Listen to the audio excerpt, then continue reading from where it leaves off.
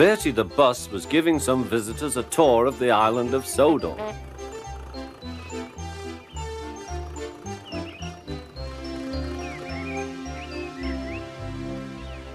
It was their last afternoon, and Edward was preparing to take them to meet Bill and Ben. He found it hard to start the heavy train. "Did you see him straining?" asked Henry. "Positively painful," remarked James. "Just pathetic," grunted Gordon.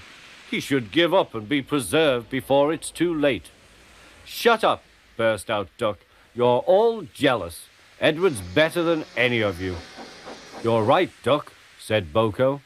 "Edward's old, but he'll surprise us all." "I've done it, we're off! I've done it, we're off!" said Edward as he finally puffed out of the station.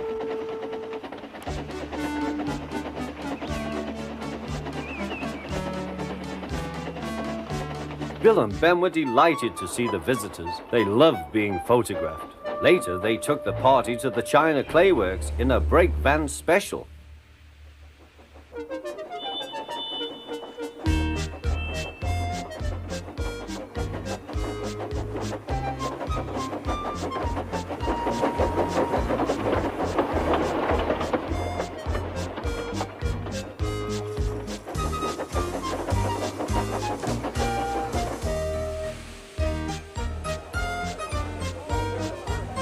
Everyone had a splendid time, and the visitors were most impressed.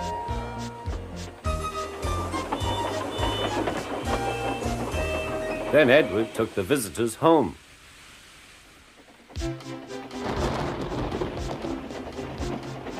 On the way, the weather changed.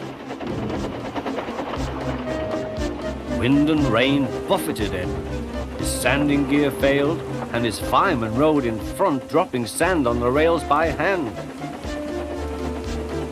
Suddenly, Edward's wheels slipped fiercely. With a shrieking crack, something broke.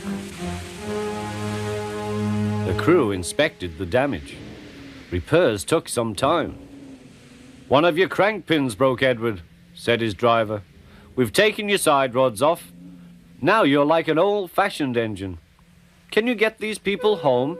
They must start back tonight." "I'll try, sir," promised Edward.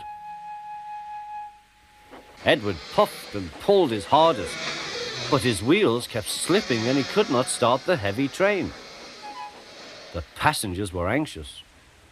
Driver, fireman and guard went along the train, making adjustments between the coaches. "We've loosened the couplings, Edward. Now you can pick your coaches up one by one, just as you do with trucks." "That will be much easier," said Edward. "Come on," he puffed, and moved cautiously forward. The first coach moving helped to start the second, and the second helped the third.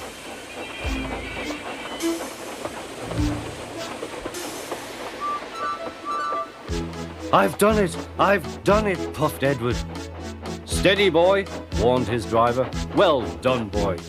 You've got them! You've got them!" And he listened happily to Edward's steady beat as he forged slowly but surely ahead.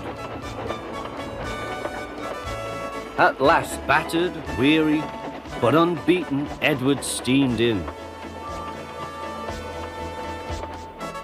Henry was waiting for the visitors with the special train. "Peep, peep!" The fat controller angrily pointed to the clock, but excited passengers cheered and thanked Edward, his driver and fireman. Duck and Boko saw to it that Edward was left in peace. Gordon and James remained respectfully silent.